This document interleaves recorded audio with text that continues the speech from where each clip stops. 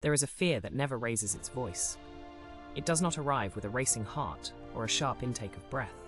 It does not announce itself in a crisis or make itself known in the moment of obvious danger. It settles in quietly. During an ordinary Tuesday, in the middle of a conversation you are only half present for, in the pause before you open an email you have been avoiding for 3 days. It is the fear of being found inadequate.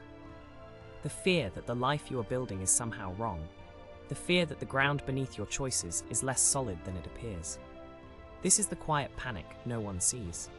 And it is, in many ways, the most consequential fear a person can carry, precisely because it is never examined, never named, and therefore never truly met. The Stoic tradition, and Seneca in particular, was deeply concerned with exactly this kind of interior disorder. Not the dramatic fears that call for obvious bravery, but the low, persistent anxiety that erodes judgment from within. What the Stoics offered was not reassurance. They offered something more useful, a method. A set of teachings that function, as this essay will explore, like a scale, weighing what is real against what is imagined, and what is virtue against what is merely impulse. Here are 5 of those teachings. The first is this: name the fear honestly. The Stoics were precise about language because they understood that vague distress is far harder to address than a clearly identified problem. When anxiety is unnamed, it expands to fill every available space. It becomes a general atmosphere of dread rather than a specific concern that can be examined. Seneca wrote extensively in his letters about the importance of turning inward and looking clearly at what is actually troubling the mind. Not to dramatize it, but to see it plainly. The practical application is simple, though not easy. When you notice the quiet panic rising, do not push it aside or distract yourself from it. Sit with it long enough to ask, what, precisely, am I afraid of? Not in the abstract, but in the particular. Name the specific outcome you are dreading. You will often find that the named fear is far more manageable than the unnamed atmosphere that preceded it. The second teaching is the Stoic distinction between sensation and judgment. The Stoics recognized what they called propatheiai, involuntary first reactions, the initial flinch of the nervous system before reason has had any say. These are not moral failures. They are not weaknesses of character. They are simply the body doing what bodies do. The quiet panic, in its earliest form, belongs to this category. It is a sensation, not yet a verdict. The problem arises when we add a judgment to the sensation, when we take the tightness in the chest and conclude from it that something is genuinely irreparably wrong. That conclusion is not given to us by reality. It is added by us. And because it is added by us, it can also be withheld by us.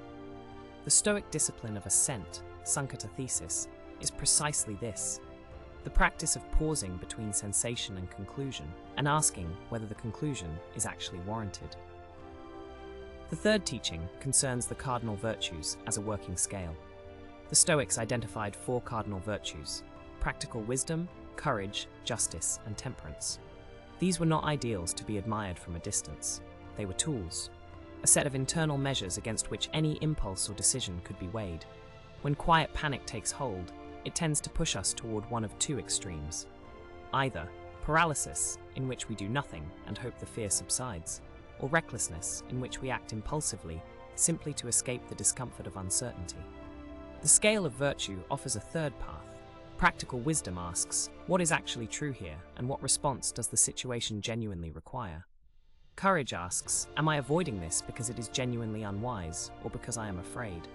Temperance asks, am I acting from proportion or from panic? Justice asks, does my response serve something beyond my own immediate comfort? These 4 questions, applied honestly, are not a guarantee of perfect decisions, but they are a reliable method for ensuring that fear is not the one making the choice. The fourth teaching is that courage must be practiced in private before it is needed in public. This is perhaps the most practically important of the 5. The Stoics were not interested in performed bravery, the kind that appears only when an audience is present. They were interested in the cultivation of genuine character, which is built through repeated small acts of honest self-governance, most of which no one will ever witness. The quiet panic is, in this sense, an opportunity. Every time you sit with an uncomfortable truth rather than avoiding it, every time you make the harder choice when the easier one was available, every time you name the fear and act rightly in spite of it, you are placing a weight on the side of virtue. The scale tips incrementally in the direction of character, and when a genuinely difficult moment arrives, as it will, you will find that the scale has already been calibrated, not by grand gestures, but by the accumulated weight of private discipline. The fifth and final teaching is this: stability does not come from certainty. It comes from character.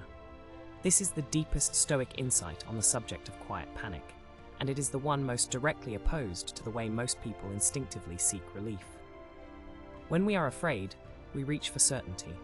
We want to know that the outcome will be acceptable, that the risk will not materialize, that the ground will hold. But certainty of this kind is not available. It never has been. The Stoics knew this, and they did not pretend otherwise. What they offered instead was the recognition that a person of genuine character does not need the outcome to be guaranteed in order to act well. The inner citadel, that space of reasoned self-governance that no external event can fully breach, is not built from favorable circumstances. It is built from the consistent practice of virtue, regardless of circumstances.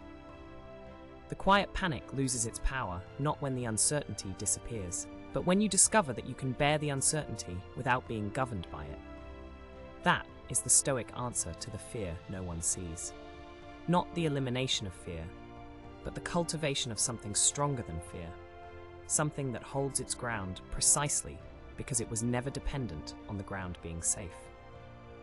If this moved you, comment the Citadel holds below. It is our sign that you carry the philosophy with you. Subscribe, and I will see you in the next one.